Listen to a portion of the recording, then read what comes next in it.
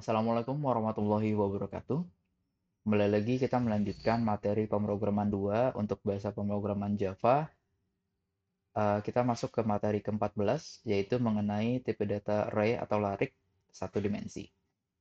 Kita bahas dulu ya. Teorinya dulu, apa itu array? Array adalah sebuah variabel, sebuah tipe data yang kalau ditaruh di dalam sebuah variabel, itu bisa menyimpan banyak data dalam satu variabel. Contoh misalnya, sebelumnya kita biasa menuliskan integer A sama dengan 10, integer string nama sama dengan Unindra misal ya.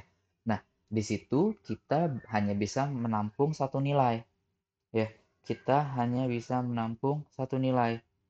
Tidak ada lagi nilai yang bisa kita tambahkan. Kalaupun kita memasukkan kembali sebuah nilai baru, itu akan melimpah. Nah, kalau array, dia bisa masuk jumlah banyak data dalam satu variabel gitu. Tapi catatan berikutnya adalah tipe data atau nilai value yang masuk ke dalam tipe data array harus sama atau sejenis. Jadi kalau array-nya string berarti string semua tuh yang boleh masuk. Kalau tipe data array-nya integer, ya berarti integer semua yang boleh masuk gitu. Nah, array menggunakan index untuk memudahkan akses terhadap data yang disimpan. Jadi kita akses datanya itu pakai index, yaitu menggunakan kalau di Java indeksnya selalu dimulai dari 0. Jadi diingat array indeksnya akan selalu dimulai dari 0. Lalu berikutnya adalah bagaimana nih kita cara nulis array di Java? Ada tiga cara nulis array yang di Java. Yang pertama adalah dengan tanda kurung siku setelah nama tipe datanya. Atau yang kedua, kurung siku setelah nama variabelnya. Atau yang ketiga, dengan kata new. Jadi string new string 5 gitu ya. Jadi langsung didefinisikan di tempat gitu jumlahnya ya. Oke, kita lanjut. Berikutnya adalah kita praktek aja langsung. Kita masuk ke bikin kelasnya. Oke,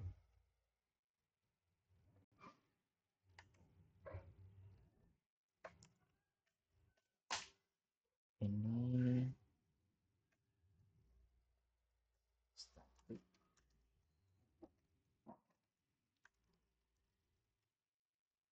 Jadi kalau teman-teman lihat ini nih, harusnya tahu ya bahwa public static void main itu terima parameter yang tipe datanya array karena ada tanda ini di sininya. Oke, membuat array. Nah, sebelum masuk membuat array, kapan sih kita gunakannya? Misalnya gitu ya. Contoh gini. Saya buat program untuk menginput sebuah nilai. Oke, ini sebelum kita pakai array, kita alasannya dulu ya. Misal saya punya integer nilai nilai satu gitu ya. Nilai mahasiswa satu, nilai MHS satu. Terus saya punya integer nilai mahasiswa 2, integer nilai mahasiswa 3. Jadi nanti nginput nilai itu. Nah, kalau mahasiswanya cuma 3, mungkin nggak masalah ya. Saya naruh variabelnya 3 gitu. Tapi kalau jumlah mahasiswanya jadi 50, masa iya kita menuliskan integer nilai mahasiswa 4 dan seterusnya sampai 50. Itu kan nggak efektif ya. Kan nggak mungkin gitu. Kalau kita bikin aplikasi kampus juga nggak mungkin mahasiswanya jumlahnya ada 10 gitu. Pasti banyak. Makanya naruhnya di record. Kalau udah gede gitu pasti naruhnya di recordnya bentuknya database. Tapi kalau aplikasi sederhana misalnya buatlah sebuah program untuk menginput 100 buah bilangan. Kemudian menampilkan bilangan tersebut kembali dan menjumlahkan dan segala macam. Berarti kan kita harus nyimpen 100 tempat nih. Nah, kalau kita bikin variabelnya 100 kan nggak mungkin gitu. Makanya itulah adanya kenapa kita butuh yang namanya variabel array gitu. Jadi ada array di sini. Cara buatnya gimana? Tadi udah dijelaskan misalnya integer integer nilai gitu. Itu untuk yang membuat cara pertama. Oke, jadi kita bisa membuatnya seperti itu. Lalu berikutnya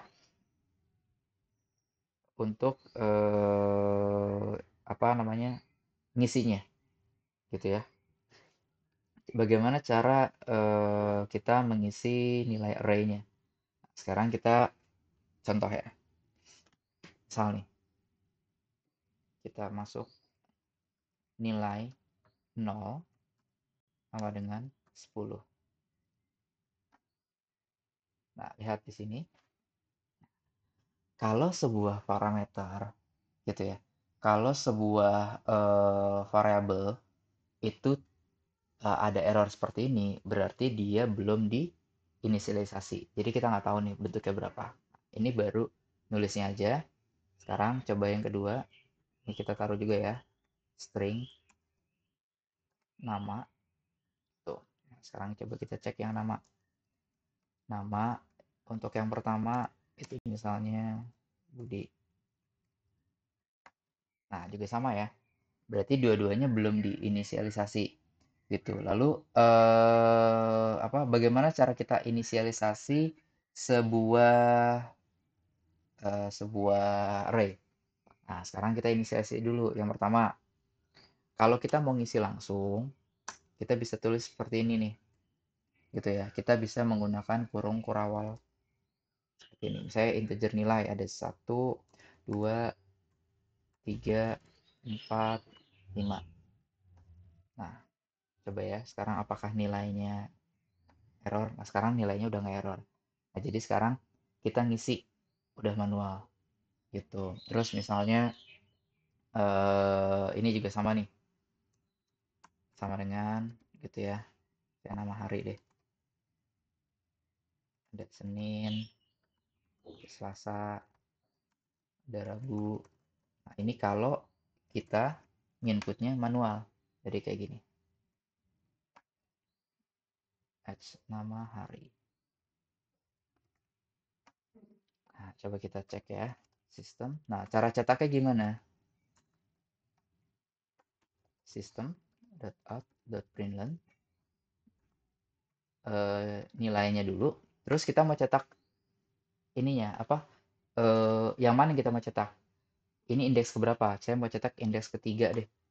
Gitu ya. Indeks ketiga itu berarti 0, 1, 2, 3. Berarti outputnya 4 untuk program yang ini ya. Coba. Nah, 4 ya, benar. Sekarang kita lanjut. Kita mau cetak yang kedua itu adalah nama hari untuk indeks yang ke satu. Indeks yang ke satu berarti ini 0, 1. Berarti setelah satu. Satu lagi. Nah, sudah benar ya. Nah, tapi di sini ini kita masih cara menggunakannya adalah dengan mengisi langsung gitu. Jadi sebenarnya nggak masalah gitu untuk mengisi langsung seperti ini kalau memang tipe datanya atau nilai-nilai ininya, nilai array-nya udah tahu gitu. Tapi kalau kita mau input, gimana caranya? Ya, saya lanjut di bawah sini aja. Kalau kita mau misalnya input string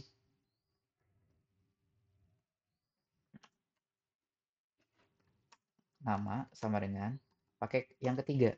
Cara yang ketiga yaitu apa? New string gitu. Terus mau berapa data jumlahnya? Misalnya 10, 5 biar cepet ya. Ini kayak gini. Nah, jadi kita bisa isi nih nama yang pertama siapa, nama yang pertama itu siapa, dan begitu seterusnya. Sebanyak sampai berapa? Sampai 5, sampai 4 berarti ya. 0, 1, 2, 3, 4. Kayak gitu. Nah, jadi kalau tadi teman-teman cuma nulisnya seperti ini aja, gitu, ini nggak salah. Tapi nanti not been initialized, jadi cara initialize saya harus diisi. Nah, jadi kalau misalnya tadi kita cuma tulis begini aja, kan ini ya, apa jadi not initialize ya yang di sebelah sini. Nah, teman-teman bisa nulisnya gini. Nama hari sama dengan, nah ini ngisi dengan bentuk, oh ini illegal expression ya. Ya, jadi langsung diisi. Oke, gitu. Nah, kalau misalnya mau disiapkan tempatnya dulu, teman-teman pakai yang cara ini. Gitu. Kalau yang cara ini langsung sudah diisi. Kalau yang ini siapkan tempatnya dulu, baru diisinya belakangan. Seperti itu. Nah, lanjut. Berikutnya adalah kalau ini kan baru nilainya ada 5 ya. Iya, cuma ada 5 data gitu. Terus kita mau cetak semuanya. Eh, ya berarti teman-teman harusnya tinggal tulis kayak gini ya. Nilai dari 0, 1, 2, 3, 4, 5. sampai 4 ya indeksnya cuman gitu. Oh, terus ada yang protes tiba-tiba. Eh, kan sudah pernah dikasih tahu ya, don't repeat yourself, jangan nulis codingan berulang-ulang gitu. Padahal ini kita bisa pakai apa? Bisa pakai perulangan. Kita tahu dimulai dari berapa? Dari nol. Kita tahu batasannya berapa? Batasannya 4. Berarti kalau kita tahu dimulai dari berapa dan batasannya berapa, kita tahu pakai perulangan for, betul. Jadi kita bisa tulis gini, for integer, misalnya indeks ya, dimulai dari nol, indeks kurang dari berapa berarti? Kurang dari 5 gitu, indeks plus plus gitu ya. Nah, jadi ini kita tinggal taruh di sebelah sini, tapi dengan catatan ini hilang, nolnya diganti apa? Diganti indeks. Ini diganti apa? Biar ke kanan aja ya, print gitu, plus itu. Terus sama satu lagi biar pindah baris ke bawah, print ini ya. Nah, ini cetak dengan perulangan gitu ya, cetak dengan perulangan. Jadi contoh misalnya saya jalankan programnya.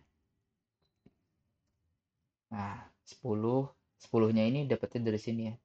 10 2 3 4 5. Ini ya. Nilai nolnya kita isi 10 tadi ya. Ini kan kita isi baru nih. Jadi jangan kaget loh kok outputnya 10. Nah, 10 ada dari sini. Gitu. Jadi kenapa bukan dari satu? Padahal ini satu. Ini ada kita timpah nilainya. 0 sama dengan 10. Nah, sekarang ini kan indeksnya cuma 0, 1, 2, 3, 4 ya. Coba kalau kita tulis 5 bisa nggak ya? 6. Oh, masih bisa nih. Indeks ke-6. Nah, terus ini nambah nggak? Nah, biar kalian nggak repot menentukan nilai panjang nih berapa, teman-teman bisa pakai array itu punya punya length, punya panjangnya berapa tuh? Misalnya kayak gini nih, ini berarti panjangnya 5, ini berarti panjangnya 3.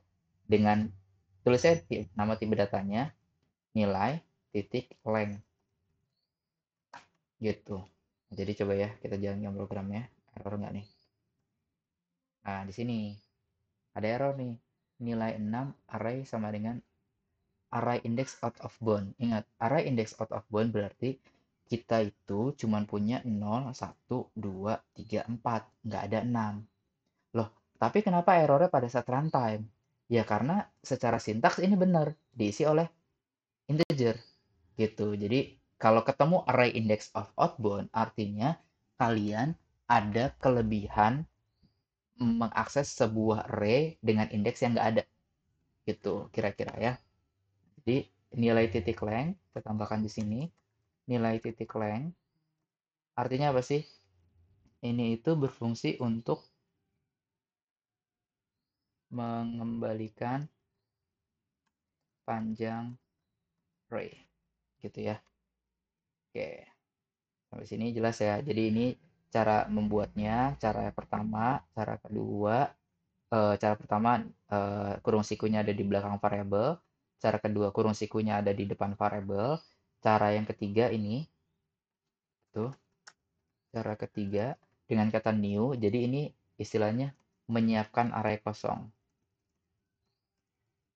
sejumlah ya ini sejumlah 5 kotak. Berarti indeksnya dari 0 sampai 4. Gitu kira-kira ya. Nah, ini untuk penjelasan secara singkat ininya apa? Secara singkat konsep teori dasar-dasar cetaknya, inputnya, sama perulangannya. Sekarang kita coba naikin sedikit. Ini tadi ya error yang tadi. Materi 14. Materi 14.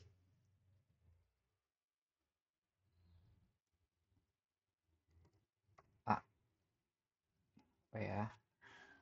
Biar ini. Nah, sekarang coba kita pengen apa nih? Tadi yang saya bilang, oh kita diminta untuk menginput sejumlah bilangan misalnya gitu ya.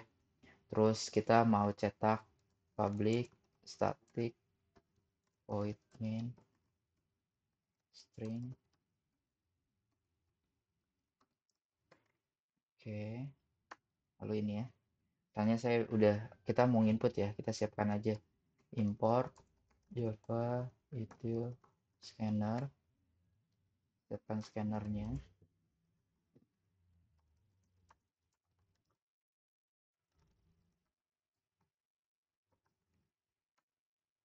Oke, terus kita siapkan ininya. Misalnya pertama kali jumlah data gitu ya. Berarti system.out.println.print input jumlah data gitu. Integer jumlah data sama dengan scanner titik next. Oke. Terus setelah itu kita buat array. Buat array. Buat arraynya gimana? Integer misalnya kita mau input angka ya, integer data angka kayak gini sama dengan new integer jumlah data. Nah, jadi kita bikin array sejumlah jumlah datanya. Kalau kita input 2 berarti nanti jumlah datanya 2 gitu ya. Terus kita disuruh ngisi. Nah, berarti for gitu ya. For integer index sama dengan dimulai dari 0, indeks kurang dari data angka titik length index plus plus. Tuh, jadi kita mau nginput nih. Udah system.out.print misalnya input sorry ya input data ke gitu ya. Nah, kalau misalnya teman-teman bingung data ke berapa, ya teman-teman tinggal tulis aja indeks input data ke ditambah indeks plus 1 gitu. Ditambah lagi. Jadi kalau indeksnya 0 berarti data ke 1 gitu kira-kira ya. Jangan ditulis data ke 0, nanti usernya bingung. Penggunanya bingung. Berarti integer. Tapi kita bisa tulis data angka yang indeks sama dengan scanner titik next in. Begitu seterusnya sampai berapa kali, sampai sejumlahnya. Kalau udah kayak gitu kita bisa output kayak tadi ya, outputnya tinggal kita output aja system.out.println data angka yang ke indeks ditambah spasi. Nah gini deh, habis itu system.out.println aja. Oke, coba kita jalanin programnya ya. String. Oke, nah input jumlah data misalnya 3, input data ke 1 10, input data kedua 20, input data ketiga 30. Nah, 10, 20, 30 gitu. Ya, jadi itu adalah penggunaan array-nya. Jadi ya, nantinya bisa apa aja nih misalnya banyak hal yang mungkin bisa di tadi ya. Oh, kita bisa aja nanti ngejumlahin totalnya. Nanti kita bisa aja masukin apa menjumlahkan semua array-nya gitu. Terus menampilkan nilai terkecil, nilai terbesar, rata-ratanya berapa. Intinya adalah jika sebuah data mau dimasukkan dengan secara banyak dan itu bakal digunakan kembali ke depannya, better teman-teman pakainya adalah array. Jadi saya mau input 20 data, semuanya angka, ya udah taruh aja di array. Itu bisa nggak ditaruh di array? Bisa, tapi data yang udah diinput tadi nggak bisa digunakan selanjutnya, kan nggak disimpan. Bisa aja ditampung dalam satu variabel gitu ya. Nah, jadi ini adalah contoh sederhana untuk apa namanya menginput data sesuai dengan jumlah inputannya, lalu mencetaknya sesuai dengan apa yang kita input. Seperti itu. Itu adalah array. Jadi sekali lagi, array adalah sebuah tipe data yang dimana kalau disandingkan ke dalam sebuah variabel, variabel tersebut dapat menampung jumlah data yang banyak sesuai dengan apa yang kita inisialisasikan. Cara menulisnya tadi ada tiga cara. Yang pertama adalah dengan seperti ini, integer. Tipe datanya tidak pakai kurung siku, tapi variabelnya pakai kurung siku. Tipe datanya pakai kurung siku, nama variabelnya tidak. Terakhir adalah dengan menggunakan kata new. Ini berarti kita menyiapkan string kosong. Menyiapkan array kosong. Gitu, menyiapkan array kosong ini pakai tipe data integer. Kalau yang di codingan terakhir kita pakainya adalah integer, kalau tadi string. gitu ya. Itu adalah definisi, pengertian, dan cara penggunaan array. Itu aja pembahasan array-nya. Kurang lebihnya saya mohon maaf. Assalamualaikum warahmatullahi wabarakatuh.